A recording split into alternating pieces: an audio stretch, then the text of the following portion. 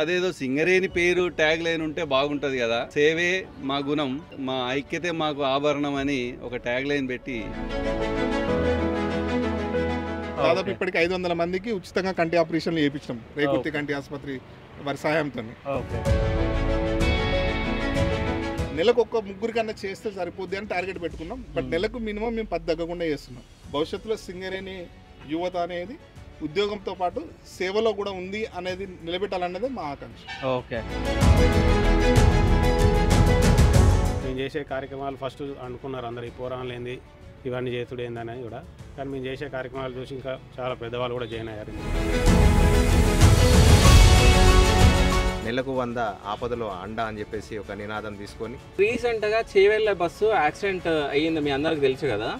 So ఒక ఫ్యామిలీలో father mother ఇద్దరు చనిపోయారు, 2 పిల్లలు ఉన్నారు. సో రీసెంట్గా నేను వాళ్ళ దగ్గరికి వెళ్ళడం జరిగింది. సో వాళ్ళను ఇంటర్వ్యూ చేయడం జరిగింది. సో వాళ్ళిద్దరు తప్ప వాళ్ళకి ఎవ్వరు లేరు. సో వాళ్ళ పాలోళ్ళు వాళ్ళు వీళ్ళు ఎవ్వరు లేరు. నేను వాళ్ళ నంబర్ ఇస్తా. సో మీ సైడ్ నుంచి సో మీరు ఏం హెల్ప్ చేస్తారో చేయండి. తక్షణ సాయం కింద మేము ఒక 5,000 ఇవ్వడానికి చర్చించుకోవడం జరిగింది. అందులో భాగంగా ఈరోజు 5,000 పంపించడం జరిగింది. ఒకసారి వాళ్ళతో మాట్లాడదాం. హలో, నమస్తే అన్న. ఇప్పుడు అదే వచ్చినాయా? ఓకే అన్న. ఇంకా భవిష్యత్తులో ఏమైనా అవసరం ఉన్నా కూడా మాకు శివన్న ద్వారా చెప్పండి, మేము సాయం చేస్తాం ఆర్గనైజేషన్స్. నా పేరు డాక్టర్ శరణ్య. నేను ప్రకృతి వైద్యం నిపుణురాలని. ఎలాంటి హెల్త్ ఇష్యూస్కైనా మేము మెడిసిన్ లేకుండా ట్రీట్మెంట్ అందించడం జరుగుతూ ఉంటుంది. దాంతోపాటు ఏంటంటే ఇంకొకటి ఏంటంటే ఇంకొక సింగరేణి జాబ్ వల్లయే ఏది కానీ పత్రికల్లో కానీ వీడియోల్లో కానీ ఎందులో ఇప్పుడు న్యూస్ ఛానల్లో కానీ ఎంత జీతం వస్తుంది, ఎన్ని బోనస్లు ఇస్తారు, ఇవన్నీ చెప్తారు. కానీ అది వాళ్ళకి ఎంతెంత కటింగ్ చేస్తారు, ఏం చేస్తారు అవి మాత్రం ఎవరు చూడరు. వాళ్ళకి వచ్చిన అల్లుల వాళ్ళు కూడా వాళ్ళని కూడా అంటారు, మీ మామ అత్తగారికి ఏంది సింగరేణి జాబ్ అంటారు. కానీ ఆ కష్టం ఎవరికి తెలుసు? మాకు తెలుసు, ఇంట్లో ఉన్నా మాకు తెలుస్తుంది. ఇప్పుడు మనం ప్రజెంట్ సింగరేణి కార్మికుల క్వార్టర్స్ దగ్గర ఉన్నాం. సో ఇవే సింగరేణి ఎంప్లాయీస్ యొక్క క్వార్టర్స్ ఇవే.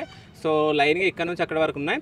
సో సింగరేణిలో వర్క్ చేస్తున్న సో చాలామంది యూత్ సో అంటే యువ బలగం అని చెప్పేసి క్రియేట్ చేసి సో మంత్లీ 100 రూపీస్ అట్లా పోగు చేసి సో ఎవరికైతే అంటే ఎవరికైనా ఏదన్నా హెల్ప్ అంటే ఏదన్నా హెల్త్ ఇష్యూ కానీ వాళ్ళకి ఏదైనా నీడ్ ఉన్నా కానీ సో అందులో నుంచి వీళ్ళకి హెల్ప్ చేస్తున్నట్టు మనకి ఇన్ఫర్మేషన్ ఉంది. సో వాళ్ళు మొత్తం యువ బలగం అని చెప్పేసి ఒక టీం ఉంది సింగరేణి ఎంప్లాయీస్ది. సో వాళ్ళందరూ మన ముందున్నారు. సో వాళ్ళతో మనం మాట్లాడడానికి ప్రయత్నిద్దాం. అదేవిధంగా సింగరేణి ఈ క్వార్టర్స్ గురించి మాట్లాడదాం. అంటే వీటిని చూస్తే అంటే అప్పుడెప్పుడో కట్టినట్టున్నాయి. సో మళ్ళీ వీళ్ళకు కొత్త క్వార్టర్స్ ఇచ్చే అవకాశం ఉందా లేదా అనేది మనం మాట్లాడి తెలుసుకుందాం. సో పదండి. సో హాయ్ బ్రోస్, ఎట్లున్నారన్నా? ఫైనా? సో యువ బలగం అని చెప్పేసి ఒకటి క్రియేట్ చేసి మీరు అంటే నీడీ పీపుల్కి మీరు హెల్ప్ చేస్తున్నారు కదా మీ ఎంప్లాయీస్ దాంట్లో. అసలు ఎందుకు స్టార్ట్ చేయాలనుకున్నారు? ఫస్ట్ ఎవరు మాట్లాడతారు అన్న? మాట్లాడండి. మీ పేరన్నా? Srinivas Reddy. Okay. EP operator OCP 2లో పనిచేస్తున్నాను నేను. ఓకే. ఈ ఏరియాలో మేము సింగరేణిలో 2015లో డిపెండెంట్ ద్వారా జాయిన్ అయినాము. ఆ సందర్భంలో చాలామంది ఇక్కడ యువరక్తం అప్పుడే జాయిన్ అయింది. అప్పటికి ఒక 3-4 వేల మంది పెండింగ్లో ఉండిండే జాబ్స్. తెలంగాణ గవర్నమెంట్ వచ్చిన తర్వాత కొంచెం స్పీడప్ అయినాయి ఉద్యోగాలు. సో అప్పుడు కొంత యువరక్తం వచ్చిన తర్వాత మేము ఆ సందర్భంలో బయట సేవా కార్యక్రమాలు అవి కొన్ని చేసేవాళ్ళం. ఇక్కడికి వచ్చిన తర్వాత అదే స్ఫూర్తిగా తీసుకొని ఇక్కడ కూడా కొంత మాకు తోచిన సహాయం చేద్దాము. సింగరేణి కార్మికుడు అంటే కేవలం బొగ్గుబాయిలో పనిచేసి ఇంటికి వచ్చి ఆయన కుటుంబాన్ని మాత్రమే చూసుకునే వ్యక్తి కాకుండా కొంత సామాజిక స్పృహ కలిగి సమాజానికి ఏమైనా చేద్దాము అనే ఇంటెన్షన్ ఉన్న వ్యక్తులుగా మేము సమాజంలో స్ప్రెడ్ కావాలన్న ఉద్దేశంతో అలాగే మా మిత్ర బృందం కూడా అట్టే తయారైంది. సో ఆ సందర్భంలో మేము మెల్లమెల్లగా యువ బలగమని స్టార్ట్ చేయకముందే కొన్ని సేవా కార్యక్రమాలు మిగతా NGOsలలో చేసినాము.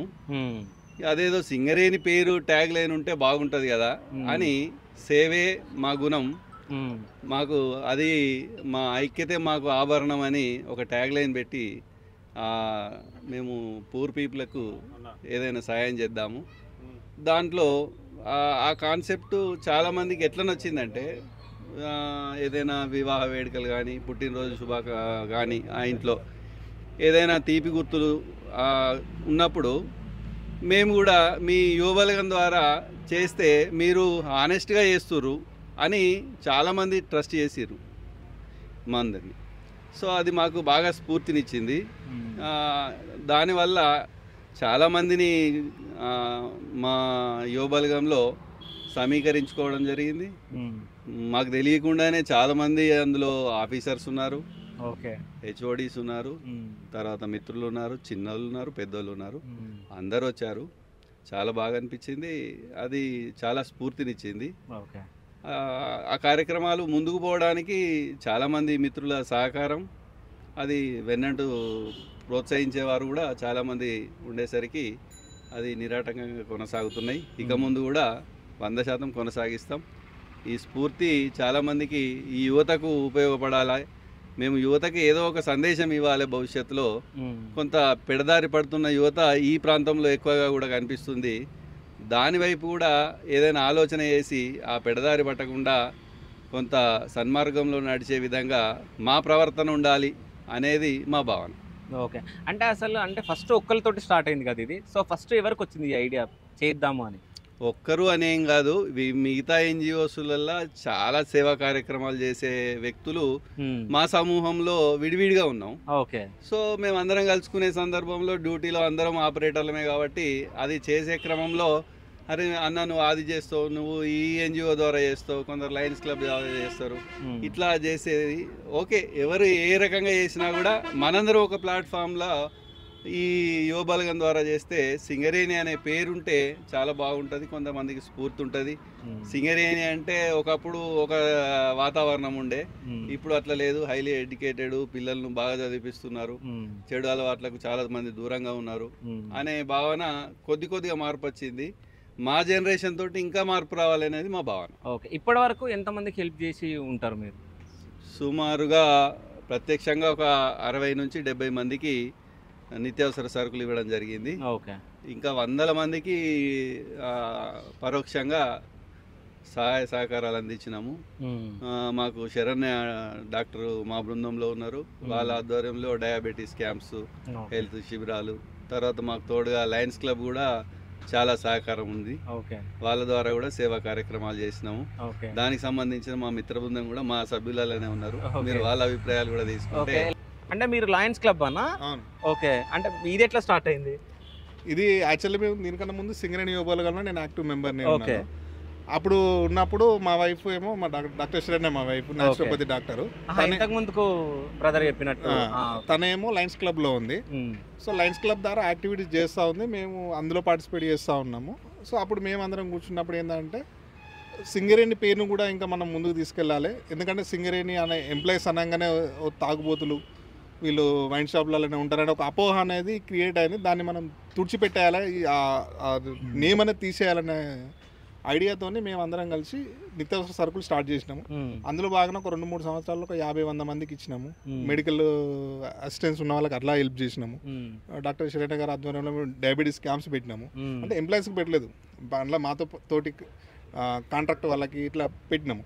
పెట్టిన తర్వాత ఈ క్రమంలో ఏమైంది అంటే మా సర్వీస్ ఎక్కువ అయిపోయేసరికి, నేను కొంచెం యాక్టివ్ ఉండేసరికి నేను లయన్స్ క్లబ్లో ఈ సంవత్సరం ప్రెసిడెంట్గా ఎన్నుకున్నాను నన్ను. ఓకే, అంటే అదంతా యువబలగం టీంలో చేసే కార్యక్రమాలను చూసి నన్ను లయన్స్ క్లబ్ ప్రెసిడెంట్గా కూడా అనుకున్నారు. సో అది ఏమైందంటే లయన్స్ క్లబ్ ద్వారా మేము ఎక్కువ కంటి ఆపరేషన్లు చేపిస్తాం. దాదాపు ఇప్పటికి 500 మందికి ఉచితంగా కంటి ఆపరేషన్లు చేయించాం రేకుర్తి కంటి ఆసుపత్రి వారి సహాయంతో.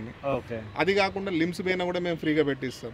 సో అంటే ఈ కంటి ఆపరేషన్లు లిమ్స్ అనేవి ఈ మాకు రేకుర్తి హాస్పిటల్ లయన్స్ క్లబ్ నుంచి వస్తాయి కాబట్టి, నేను అందులో ఉన్నాను కాబట్టి వీళ్ళ ద్వారా వచ్చే రిఫరెన్సెస్ అన్నిటిని కూడా నేను త్రూ లయన్స్ క్లబ్ తోని వాటిని సార్ట్ అవుట్ చేస్తాం.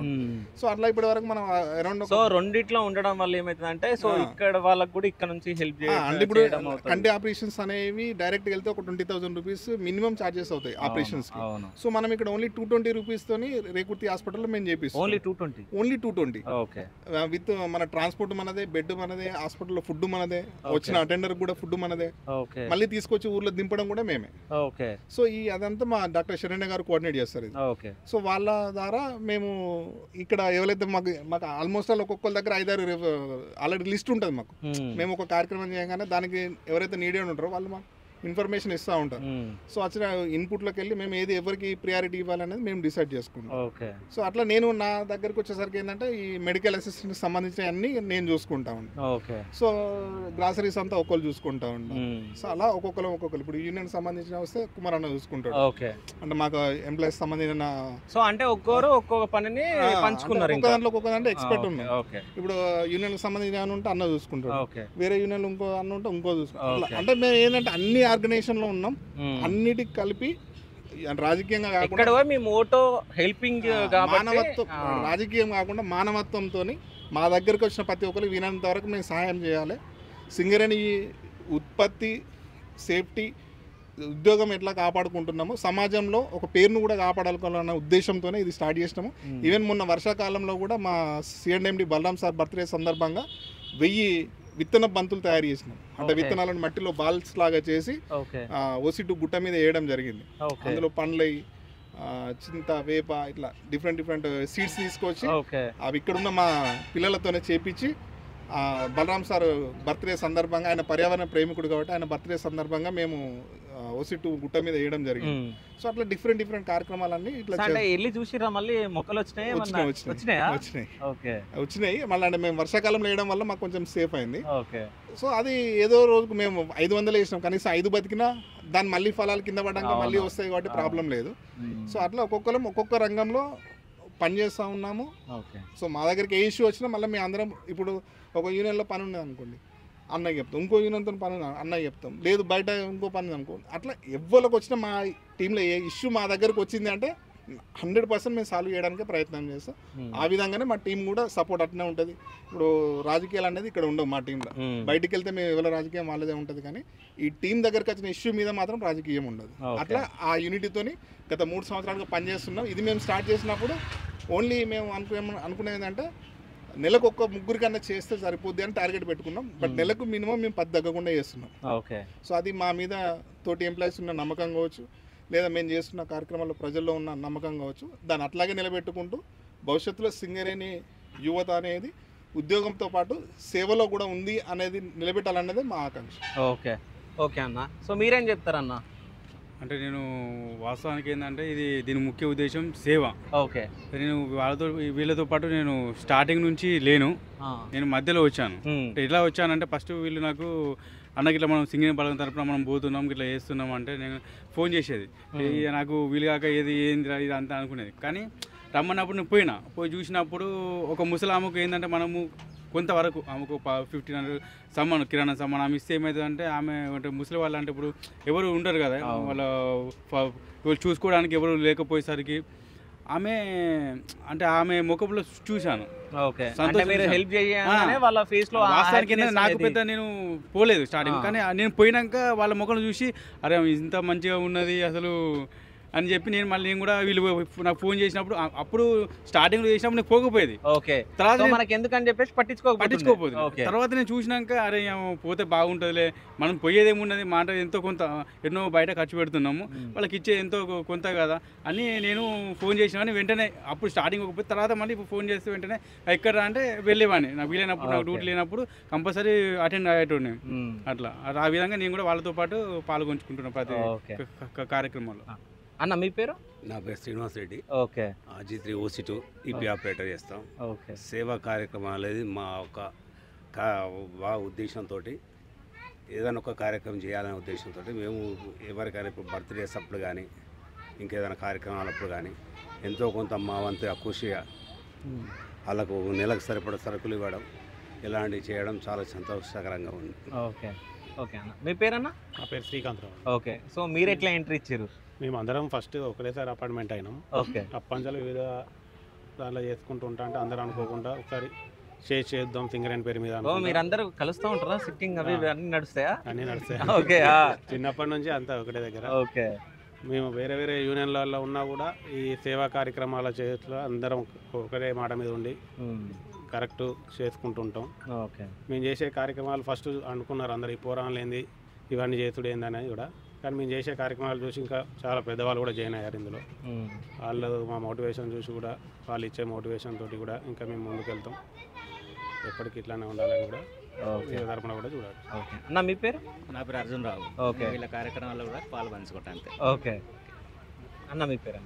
నా పేరు క్రాంతి కుమార్. ఓకే. నేను ఏపీ ఆపరేటర్గా ఓసీ2లో పనిచేస్తున్నాను. ఓకే. సింగరేణి యువ బలగము మా మిత్రులందరం కలిసి మేము స్టార్టింగ్లో ప్రారంభించినప్పుడు ఏ విధంగా అయితే ఇది సక్సెస్ అవుతుంది, ఎట్లయితే దీన్ని కొనసాగించవచ్చు అనే ఒక ఆలోచన చేసి మిత్రులందరం కలిసి నెలకు 100 ఆపదలో అండ అని చెప్పేసి ఒక నినాదం తీసుకొని, మస్తు చెప్పారన్న, మళ్ళీ ఒకసారి. నెలకు 100 ఆపదలో అండ ఓకే అని చెప్పేసి మీ అందరం కలిసి కూర్చొని, ఎవరికి కూడా భారం కావద్దు. 100 రూపాయలు అంటే ఒక 10 మంది కలిసి ఛాయ్ తాగితే ఒక 100 రూపాయలు అవుతున్నాయి. అదే 100 రూపాయలు ఒక 10 మంది కలిస్తే ఒక 1000 రూపాయలు అయితే, ఆపదలో ఉన్న వాళ్ళకి ఆ 1000 రూపాయలు అవసరానికి ఉన్న వాళ్ళకి ఇస్తే కనుక మనము సక్సెస్ అయినట్టే అని చెప్పేసి నెలకు ఒక ప్రోగ్రాం అనుకున్నాము. అది కాస్త 10 ప్రోగ్రాంలు అవుతుంది. ఓకే. చాలా సంతోషంగా ఉంది. ఇది ఎవరైతే మాకు ఈ సింగరేణి యువ బలగానికి వేరే మిత్రులు ఎవరైతే మేము కూడా మా బర్త్డే శుభకార్యాలకు కానీ పెళ్లి సందర్భంలో కానీ ఇవ్వడానికి వస్తున్నారో వాళ్ళు కూడా చాలా హ్యాపీగా ఫీల్ అవుతున్నారు. వాళ్ళు ఏదైతే మాకు ఇంత ఇవ్వాలనుకుంటున్నామో అంటే దానికి ఒకవేళ సరిపోని పక్షంలో ఎవరైతే మేము 100 రూపాయలు కలెక్ట్ చేస్తున్నామో అందులోకి వెళ్ళి తీసి ఎవరైతే సిక్ ఉంటారో, హెల్త్ ఇష్యూస్ కానీ తర్వాత ఎవరన్నా యాక్సిడెంట్లు అయినా ఇలాంటి వాటిలకు కూడా మేము మా సింగరేణి యువ బలగం తరపున ఇవ్వడం జరిగింది. ఓకే. ఈ సింగరేణి యువ బలగము స్టార్ట్ కాకముందుకు మా మిత్రుడు ఎన్జిఓలో చేశాడు. ఆ ఎన్జిఓలో బ్లడ్ క్యాంపు నిర్వహించేవాడు. ప్రతి ఇయర్ ఒక 2 క్యాంప్స్ పెట్టేది. తలసేమియా వ్యాధిగ్రస్తులకు ప్రతిసారి వాళ్ళకు బ్లడ్ డొనేషన్ చేస్తుండేది. దాని నుంచే ఈ సింగరేణి యువ బలగం అనేది స్టార్ట్ చేసుకొని మా వంతుగా ఈ విధంగా మేము ప్రారంభం చేసి నిరంతరంగా కొనసాగిస్తున్నాం. ఓకే. సో ఓసీ ఆపరేటర్ అంటే అది నడిపించడమా? 100 టన్ నడిపించుడే. అదే పెద్దది ఉంటుంది, పెద్దది నడిపించుడే, డంపర్ నడిపించుడే. ఓకే. సో అంటే అది మీరు ఒకప్పుడు నేర్పించడం మాకు నేర్పించారు. మా కంపెనీ నేర్పిస్తుంది, మాకు ట్రైనింగ్ ఇస్తుంది, 6 నెలలు ట్రైనింగ్ ఇస్తుంది మాకు. ఓకే. ట్రైనింగ్ ఇచ్చి సేఫ్టీ పరంగా కానీ ఏ విధంగా అయితే మాకు ఉంటుందో అవన్నీ నేర్పిస్తూ ఉంటుంది.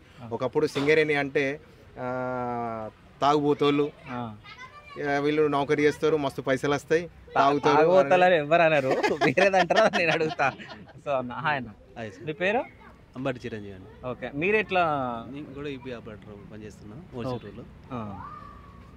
ఈ యువ బలగం అనేది మేము అందరం ఇలా ఆపదలో ఉన్న వాళ్ళకు ఏదో ఒక చేయాలి, మనం ఉత్తగా బయట ఖర్చు పెట్టే బదులు పేదవాళ్ళకు లేని వాళ్ళకి ఏమైనా సహాయం చేస్తే బాగుంటుందని చెప్పేసి ఈ మా ఫ్రెండ్స్ అందరం కలిసి అనుకోకుండా ఏర్పడినాం. ఇందులో ఇప్పటికీ ఈ చాలామంది ఒక 100 మెంబర్స్ వరకు జాయిన్ అయ్యారు. ఓకే. 100 మంది ఉన్నారా? ఓకే. అందరం ఇలా తలో చేతి వేసుకొని అందరికీ అండగా ఉండాలని ఈ కార్యక్రమాలు చేస్తున్నాం. ఓకే అన్న. హాయ్ అన్న, మీ పేరు? నా పేరు కుమారస్వామి. ఓకే. నేను ఓసీపీ2లో ఆపరేటర్గా పనిచేస్తున్నాను. దాంతోపాటు యూనియన్ యాక్టివిటీస్లో ఉంటాను. ఇక్కడ అంటే ముందుగా వీళ్ళు ఇక్కడ వాళ్ళు మిగతా మిత్రులందరూ కలిసి చక్కటి కార్యక్రమాన్ని చేస్తూ ఉన్నారు. ఈ కార్యక్రమాన్ని చూసి నేను కూడా కొన్ని సందర్భాలు ఏంటంటే ఎవరిదైనా బర్త్డే అయితే వాళ్ళ దగ్గరికి వెళ్ళి ఈ బర్త్డే ఖర్చు పెట్టే డబ్బుల్ని పేదవాళ్ళకి ఇచ్చినట్టు బాగుంటుందని చెప్పాం.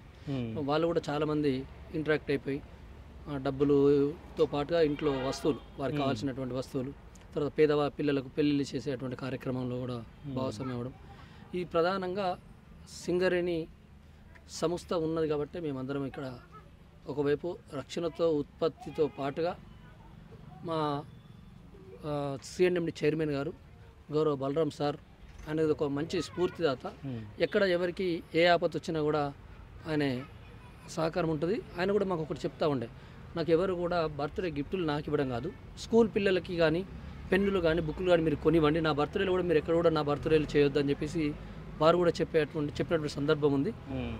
అతని స్ఫూర్తిని తప్పకుండా మేము కూడా మా అందరం కూడా తీసుకొని ప్రతి ఒక్కరికి మ్యారేజ్ డేలు కానీ బర్త్డేలు కానీ ఎక్కడన్నా ఈ మధ్యకాలంలో మా దగ్గర సీరియస్గా కూడా కుక్కలు అటువంటి పిల్లలు కరిచిన సందర్భం ఉండే, వాటిని కూడా చక్కగా ఈ యువ బలగం తరఫున చేయడం జరిగింది. ఓకే.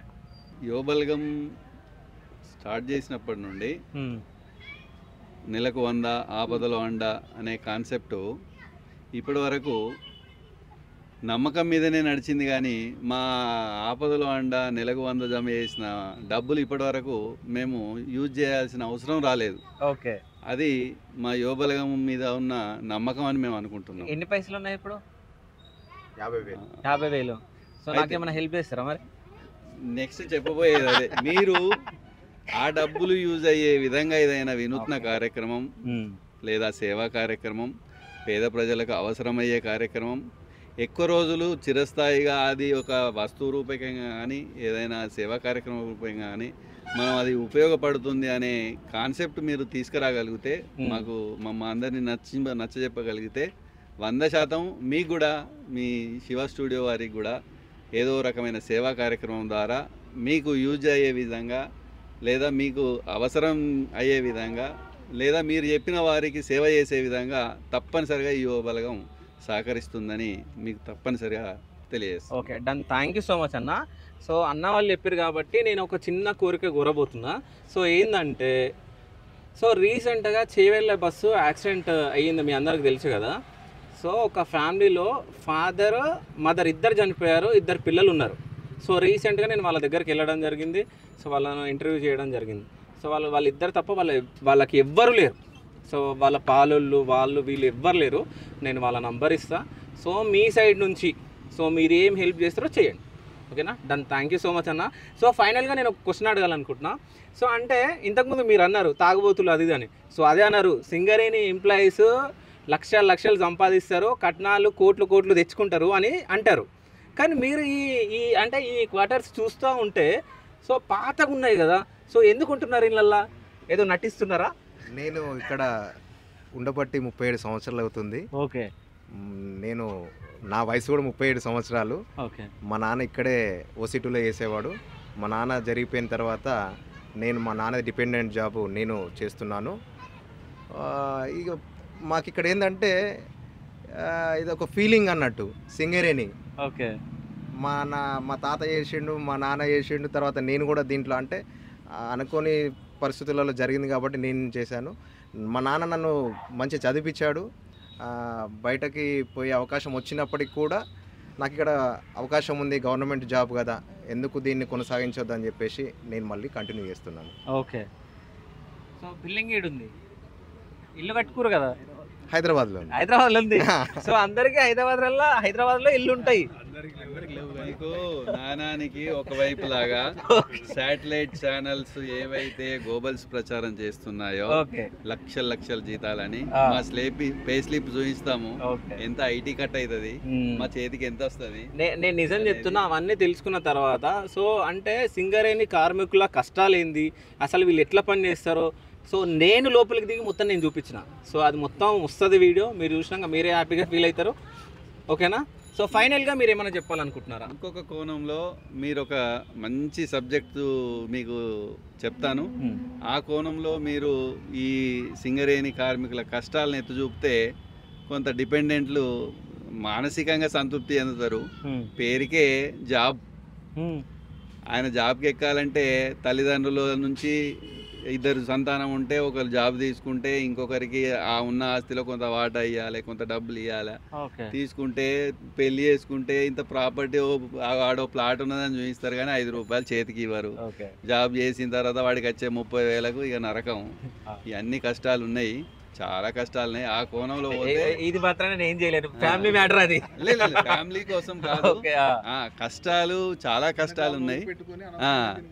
ఎందుకంటే బయట ఏదో ఒక పని చేసుకొని మంచిగా హాయిగా వైట్ కలర్ జాబ్ చేసుకునే వాళ్ళు ఇందులో ఏమో ఉంది అని ఇక్కడికి వచ్చేసరికి ఇక్కడ పరిస్థితులు అన్నీ తలకిందులుగా ఉన్నాయి. అంతా అట్లా ఇప్పుడు ఓన్లీ మీరు ఏఎల్పి మైన్ పోతే అదొక 300 మంది జాబ్ చేయలేకపోతున్నారు. ఏమనంటే ఫస్ట్ వాళ్ళ పేరెంట్స్ జాబ్ బాగుంటుంది కదా అని చెప్పి హైదరాబాద్లో సాఫ్ట్వేర్ జాబ్ ఇడిచిపెట్టి కూడా ఇక్కడికి వచ్చి జాబ్ చేసిన వాళ్ళు ఉన్నారు. కానీ తీరా లోపలికి దిగిన తర్వాత సినిమా అర్థమయ్యేసరికి వాళ్ళు జాబ్ చేస్తలేరు. బయట సమాజంలో ఇప్పుడు బయటికి వెళ్తే వాడు జాబ్ చేస్తలేడు, వాడికి మాస్టర్ లేవు, వాడు ఊకే తిరుగుతాడు అనేసరికి ఆ గిల్టీగా ఫీల్ అయ్యి అటు పోదామంటే హైదరాబాద్లో ఆ పాత జాబ్ చేయలేక కష్టాలు చాలా ఉన్నాయి. ఆ రెండవ కోణంను ఎవరు పట్టించుకోరు. ఫ్రంట్ లైన్ ఉన్నదే ఏదైనా కూడా ఉంటుంది. మనిషి అన్నప్పుడు కష్టాలు ఉంటాయి, సుఖాలు ఉంటాయి, సో అన్నీ ఉంటాయి కాబట్టి సో మీరు అంటే యువ బలగం అని చెప్పేసి మీరు మంచి హెల్పింగ్ది మీరు కార్యక్రమం చేస్తున్నారు కాబట్టి దానికి పెద్ద థ్యాంక్ యూ మీ అందరికీ. సో ఫైనల్గా ఓకే మీరు మాట్లాడతారా? ఇప్పుడు మనకు చాలామంది ఊహ ఏంటంటే సింగరేణికి ఎక్కువ డబ్బులు వస్తాయి అట్లా అని చాలామంది అంటారు. అక్కడ కష్టం అనేది ఎంత ఉంటుందో అనేది చాలామందికి తెలియదు. అంటే నేను స్వయంగా కష్టపడ్డా. ఎట్లా అంటే నేను స్టార్టింగ్ అపాయింట్మెంట్ ఇప్పుడు కొత్త వాళ్ళు వచ్చారు. కొత్త వాళ్ళకి ఏంటంటే కష్టం లేదు, ఉంది కష్టం ఉంది, కానీ ఏంటంటే మేము పడ్డ అంత కష్టం ఇప్పుడు లేదు. అప్పుడు మేము ఎట్లా కష్టపడ్డాము అంటే మేము ఇట్లా ఒక తట్ట ఉంటుంది, తట్టలో చెమ్మ చేసుకొని అంగు తట్ట మోసి మేము అక్కడ చెప్పులు వేసుకుంటే ఏమవుతుందంటే చెప్పులు వేసుకుంటే జారుతుంది, అంటే స్లోప్గా ఉంటుంది మొత్తం. చెప్పులు వేసుకోకపోతే కాళ్ళకు కుచ్చుతుంది, అట్లా నరకం ఉండేది. డ్రాయర్ మీద జస్ట్ ఒక కుళ్ళలాగా ఉంటుంది. అప్పుడు మనకు వర్షం కొడితే కుళ్ళు వేసుకునేది, ఆ కుళ్ళతోటి ఇట్లా కట్టుకుని ఇట్లా అంగుకుంటూ మోసేది. చాలా సందర్భాలు ఏంటంటే ఈ మోసేది అది ఇంకా డబ్బు నిండుతలేదా అని చెప్పి ఏడ్చిన రోజులు ఉన్నాయి. స్వయంగా నేను ఏడ్చాను. స్టార్టింగ్లో నేను ఏడ్చాను కాబట్టి నా గురించి చెప్తున్నా. ఎందుకంటే చాలామంది అనుకోవద్దు ఎందుకంటే డబ్బులు ఎక్కువ వస్తాయని. నేను ఏంటంటే ఏడ్చాను. ఎందుకు ఏడ్చాను అంటే కాళ్ళకు ఇప్పుడు ఇంటికి వచ్చినాక ఏం చేస్తాం, నాకు అప్పుడే కొత్త పెళ్ళి అన్న నేను ఒకటి చెప్తాను. నువ్వు చెప్పిన దానికి నువ్వు మంచిగా చెప్పినావు. ఇప్పుడు నీ శాలరీ ఎంత? నాకు ఇప్పుడు ఓకే, అప్పుడు స్టార్టింగ్ లో తక్కువ ఉంది, ఇప్పుడు 80,000 వస్తుంది. 80,000. సో ఎవరెవరైతే అన్నకి 80,000 వస్తున్నాయని అనుకుంటున్నారో సో అన్న కష్టాలు చెప్పిందిగా అదే చెప్పాలనుకున్నావు కదా అన్న.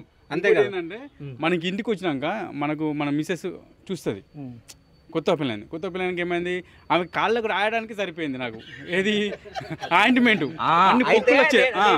కొత్త పెళ్ళి అయినాక నాకు కాళ్ళకు రాయడానికి సరిపోయింది ఆ టైం అంతా. పాపం నేను 12:30కి నాది, నేను మార్నింగ్ 4 o'clock పోతా, 12:30కి పైకి వస్తా. నేను 11:30గా ఆ ముగ్గురు శాంతి గనిలో ముగ్గురు చనిపోయారు నా ముందు, కళ్ళ ముందు. ఎట్లా అంటే వాళ్ళతోటి నేను షేక్ హ్యాండ్ ఇచ్చిన, జస్ట్ నేను షేక్ హ్యాండ్ ఇచ్చిన వాళ్ళని కలిసిన, చనిపోయే వ్యక్తులను కలిసిన, లోపల కలిసిన. నేను ఇట్లా బయటికి వెళ్ళి నేను ఇంటికి వెళ్ళిన కథ ఇంటిలో స్క్రోలింగ్ వస్తుంది. నేను ఇంకా ఇంటికి వెళ్ళి అప్పుడే మా మిసెస్ భయపడుతుంది. నాకు తెలియకుండా మా మిసెస్ ఏం చేసిన ఆల్రెడీ ఫోన్ చేస్తుంది వాళ్ళకు, మా ఆయన ఇంకా రాలేదు అని చెప్పి. నాకు లేట్ అయింది. నేను ఇంటికి వరకు ఏంది ఇట్లా మీ మైండ్లో చనిపోయారన్న నేను స్క్రోలింగ్ చూసే వరకు ఏంది నేను ఎవరికి షేక్ హ్యాండ్ ఇచ్చినో వాళ్ళు చనిపోయినాక నేను భయపడ్డాను. నేను ఆ కూలిన సమయంలో నేను ప్రజెంట్ అక్కడనే వర్క్ చేసి ఇంటికి వచ్చిన.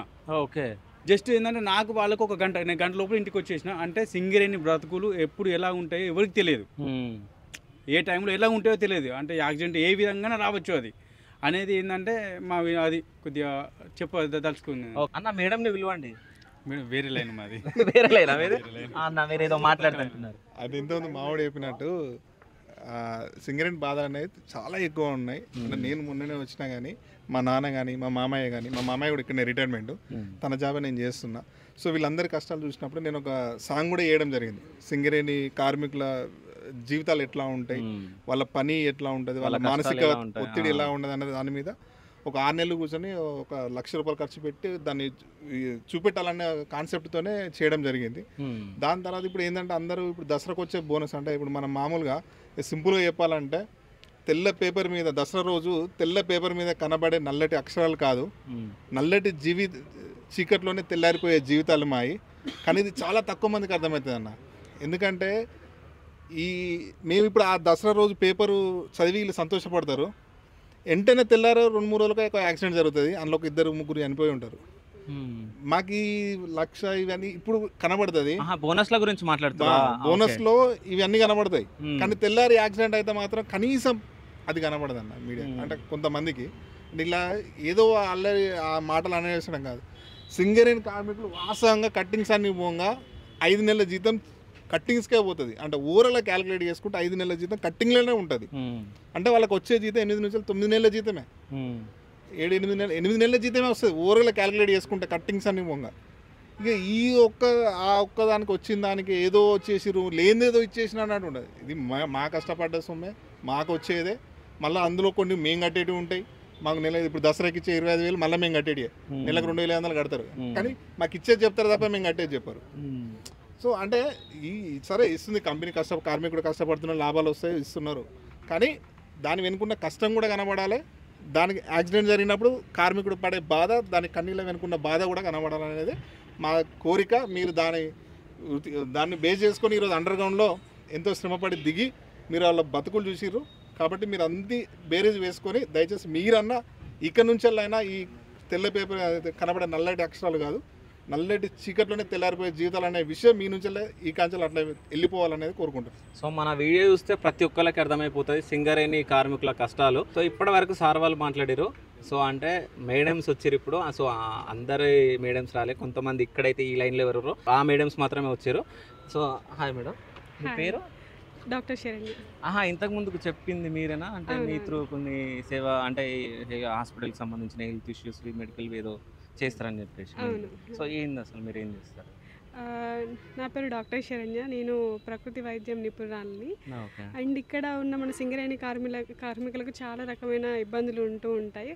వాళ్ళ కోసం అని ఏంటంటే ఎక్కువ మెడిసిన్ తీసుకొని వాటి వల్ల వచ్చే సైడ్ ఎఫెక్ట్స్ వల్ల ఇబ్బంది పడుతూ ఉంటారు. మెయిన్ ఎక్కువ చేసేది ఏంటంటే మెడిసిన్ లేకుండానే ట్రీట్మెంట్స్ ఇవ్వడం జరుగుతూ ఉంటుంది. పెయిన్స్ కానీ లేదంటే ఎలాంటి హెల్త్ ఇష్యూస్కైనా మేము మెడిసిన్ లేకుండా ట్రీట్మెంట్ అందించడం జరుగుతూ ఉంటుంది.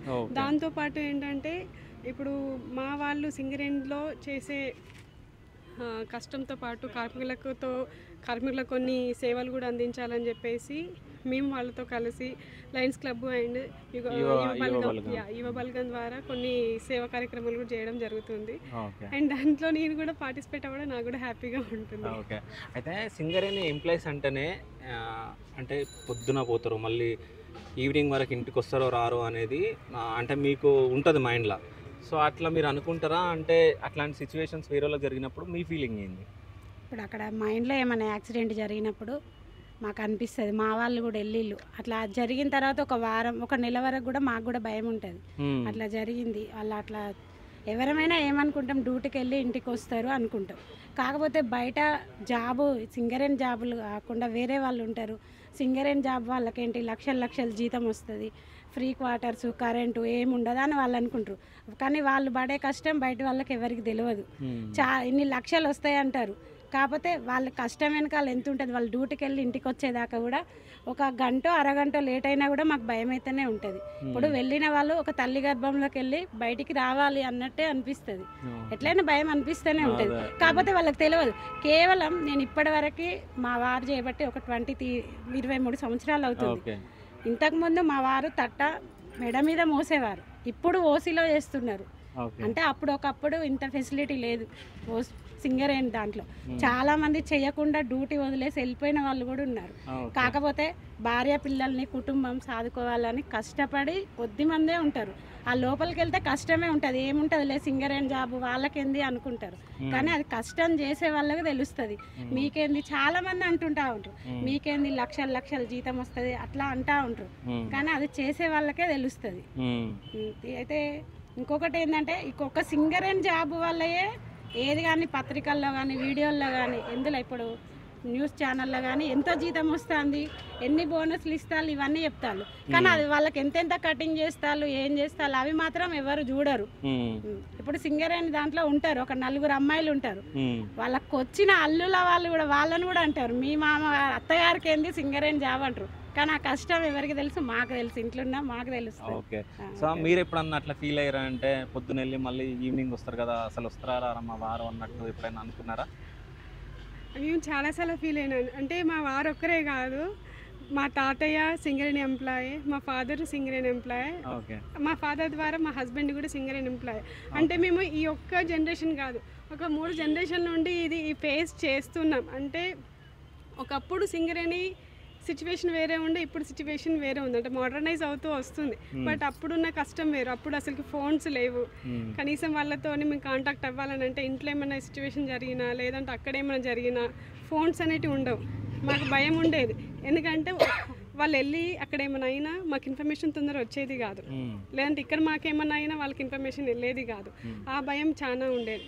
అండ్ అప్పుడు ఇంకేంటంటే ఇప్పుడు వీళ్ళు చెప్తున్నట్టుగా తట్ట మోసేది వాళ్ళు ఓన్లీ భుజాల మీద ఒక్కటే కాదు, మోకాళ్ళ మీద నడుచుకుంటూ వెళ్ళేవాళ్ళు. అంటే ఇప్పుడు అన్నీ వస్తున్నాయి. అప్పుడు ఫస్ట్ స్టార్ట్ అయినప్పుడు మోకాళ్ళ మీద అంటే హైట్ తక్కువ ఉండేది, అంటే చెప్పు బాక్సెస్ గా ఉండేది కదా. మోకాళ్ళ మీద నడుచుకుంటూ వాళ్ళు మెడ మీద తట్ట మోసి ఆ కాయలు ఇంత కాయలు కాసేవాలి. వాటికి ట్రీట్మెంట్ కూడా అప్పుడు ఉండకపోయేది, ఎందుకంటే అప్పుడు మనకి ఇంత ఫెసిలిటీస్ లేకుండేవి కదా. అలాంటి కష్టం కూడా ఉండేది. ఏమైనా కూలీ చనిపోయినా కూడా ఒకరు చనిపోయినా కూడా మళ్ళీ వాళ్ళు ఎవరు అనేది మాకు ఇన్ఫర్మేషన్ ఉండకపోయేది. అంటే పలానా వ్యక్తి అని చెప్పేసి అంటే కొన్ని గంటల వరకు తెలియదు. ఎవరు ఇక్కడ ఎవరు అంటే కొంతమంది వెళ్తారు. ఇప్పుడు మనకి కూలి పని లాగానే అదే ఒక 50 మంది వెళ్తే ఆ మందిలో ఎవరు చనిపోయారో ఇంకా నేమ్ తెలియదు. వెళ్ళిన అందరము మేము భయపడాల్సిందే. ఆ సిచ్యువేషన్ అప్పుడు ఉండే. అండ్ తర్వాత జనరేషన్ వాళ్ళకి కూడా అంత. అప్పుడు కొంచెం ఫోన్స్ ఏమైనా కొంచెం ఫెసిలిటీస్ వచ్చినాక కూడా అప్పుడు కూడా భయమే. అంతమందిలో ఒక 15 మంది 20 మంది ఒక ప్లేస్కి వెళ్తే అక్కడ ఎంతమంది చనిపోయారు ఏంటి అనేది కూడా ఇన్ఫర్మేషన్ మాకు ఉండకపోయేది. అవి చాలా అంటే చాలా టెన్షన్.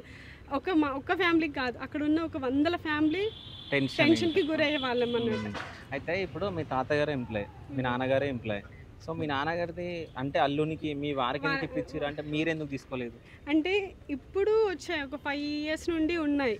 5 years నుండి లేడీస్ కూడా చేయొచ్చు అనే ఒక కాన్సెప్ట్ ఇప్పుడు వచ్చింది. మా హస్బెండ్ చేసినప్పుడు ఒక 9 years బ్యాక్, మా హస్బెండ్ చేయబట్టి 9 years అవుతుంది. అప్పుడు లేడీస్కి ఎక్కువ ఫెసిలిటీస్ ఇవ్వలేదు. అంటే వాళ్ళు కూడా సింగరేన్ జాబ్ చేయొచ్చు అని చెప్పేసి అప్పుడు లేదు. ఒకవేళ ఉండుంటే మాత్రం చెప్పలేము, మేము చేసే అవకాశం ఉండుండేదేమో. Okay done. మీరు చెప్పండి అమ్మా, అంటే ఎప్పుడన్నా భయపడ్డారా? మస్తు సార్లు భయపడ్డా సార్. మాకు అప్పుడు సైకిల్, ఇప్పుడు అన్నా బండ్లు వేసుకొని పోతారు కానీ సైకిల్ మీద 10 years వచ్చేది, 10 లైన్కి వచ్చేది. 10 లైన్కి వచ్చి మళ్ళీ ఇంటికి వచ్చేదాకా మేము కూర్చుంటే చూసుకుంటూనే ఉండేది. ఒక్కటే అయ్యేది వచ్చే వరకు. అసలు టైంలు చూద్దా అప్పుడు లేవు ఎక్కువ, ఎవరికి అంతా గుడ్డి లెక్కనే. కరెంటు సుధా ఎక్కడి నుండో తీసుకునేది. సింగరేణిలో ఉన్నది కానీ మాకు లేకుండా వెంకట్రాపల్లెలో ఉన్నాం మేము ఫస్ట్. ఇక్కడ నుండి వెంకట్రాపల్లెకు సైకిల్ తొక్కుంటూనే వచ్చేది. కానీ వచ్చేదాకా నిలబడి కూర్చుండే చూసుకుంటూ ఉండేది. వచ్చినాక గప్పుడు నిమ్మలమయ్యేది. ఎట్లా వస్తారో నా భయం బాగుండేది. ఒకసారి ఓపెన్ కాస్ట్ మొత్తం బ్లాస్ట్ అయింది కదా, అయినప్పుడు ఇక్కడ 10 years అయింది ఒకసారి. అయినప్పుడు అందరం ఏడ్చుకుంటూనే ఉన్నాం. ఎవరన్నా తెలియదు కదా, ఏడ్చుకుంటూనే కూర్చుంటు. ఇప్పుడు పిల్లలు చిన్నోళ్ళు, అప్పుడు బాగా చిన్నోళ్ళు, పెద్ద అమ్మాయి చిన్నదే. వీళ్ళు ఇక్కడ ఎన్ని సంవత్సరాల నుంచి ఉంటున్నారమ్మా? మేము ఇప్పుడు మెల్ల 40 సంవత్సరాలు అవుతుంది. అవునా మేడం, మీరు చెప్పండి, ఎప్పుడన్నా భయపడ్డారా? చాలా భయపడ్డాను నేను కూడా. చాలా స్టార్టింగ్లో నేను ఇప్పుడే కాకుండా మా వారు స్టార్టింగ్ ఎక్కినప్పటి నుంచి చాలా బేసిక్ స్టేజ్ నుంచి చేశారు. బేసిక్ స్టేజ్ నుంచి వెంటనే ట్రాన్స్ఫర్స్ అయ్యాయి. ట్రాన్స్ఫర్స్ అంటే అప్పుడు ఆ టైంలో, ఆ పీరియడ్ ఆఫ్ టైంలోనే మా అత్తయ్య చనిపోవడం, మా మామయ్య చనిపోవడం, నేను చిన్న బాబుని పట్టుకొని నేను ఒక్కదాన్ని ఇక్కడ సర్వైవ్ అవ్వడం, తను అక్కడ. కోవిడ్ టైంలోనే మళ్ళీ ఎలాగో అలా ఇక్కడికి చేయించుకున్నాం. కానీ పిల్లలు ఉంటారు, పిల్లలు పదే అడుగుతారు, డాడీ ఏ టైంకి వస్తారు, ఎప్పుడు వస్తారు, వెళ్ళాడా, తిన్నారా, ఇవన్నీ చూసుకోవాలి. మా ఇంటి వాళ్ళే అని కాకుండా అందరు ఎంప్లాయీస్ గురించి మా భయం ఉంటుంది. ఎవరికి ఒక్కరికే అని కాదు. యాక్సిడెంట్ అయ్యింది అంటే వాళ్ళ రిలేటివ్స్ కన్నా ముందు ఉండేది సెల్ఫ్ ఎంప్లాయీస్, వీళ్ళే ఒకరికొకరు తోడుగా ఉంటారు. కాబట్టి ఎవరికి ఏ చిన్న యాక్సిడెంట్ అయినా అది అందరి ఫ్యామిలీస్కి ఎఫెక్ట్ పడుతుంది, అందరి మీద ఉంటుంది ఇంపాక్ట్. అందరికీ నమస్కారం. శివ స్టూడియోస్ వారు ఇక్కడ సింగరేణి మీద డాక్యుమెంటరీ తీయడం జరిగింది. అందులో భాగంగా కార్మికులతో సంప్రదించినప్పుడు Singareni Yuvabalagam team and lions club వారి యొక్క గురించి కూడా వీడియో తీయడం జరిగింది. అందులో భాగంగా ఇటీవల చెవెల దగ్గర జరిగిన బస్సు యాక్సిడెంట్లో తల్లిదండ్రులు కోల్పోయిన పిల్లల గురించి మా దృష్టికి తీసుకురావడం జరిగింది. దీన్ని లయన్స్ క్లబ్ మరియు సింగరేణి యువబలగం సభ్యులందరం చర్చించి తక్షణ సాయం కింద మేము ఒక 5,000 ఇవ్వడానికి చర్చించుకోవడం జరిగింది. అందులో భాగంగా ఈరోజు 5,000 పంపించడం జరిగింది. ఒకసారి వాళ్ళతో మాట్లాడదాం.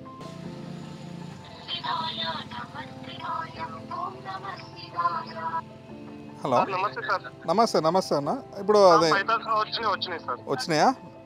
ఓకే అన్న. ఇంకా భవిష్యత్తులో ఏమైనా అవసరం ఉన్నా కూడా మాకు శివన్న ద్వారా చెప్పండి, మేము సాయం చేస్తాం ఆర్గనైజేషన్ నుంచి. ఓకే అన్న. ఓకే అన్న, పిల్లలు చదువు. ఓకేనా. ఇట్లా మంచి విషయాన్ని, అంటే ఒక బాధాకరమైన విషయమైనా కూడా ఆదుకునేయడానికి అవకాశం ఇచ్చిన శివ స్టూడియోస్ వారికి ప్రత్యేకంగా కృతజ్ఞతలు తెలియజేసుకుంటాం.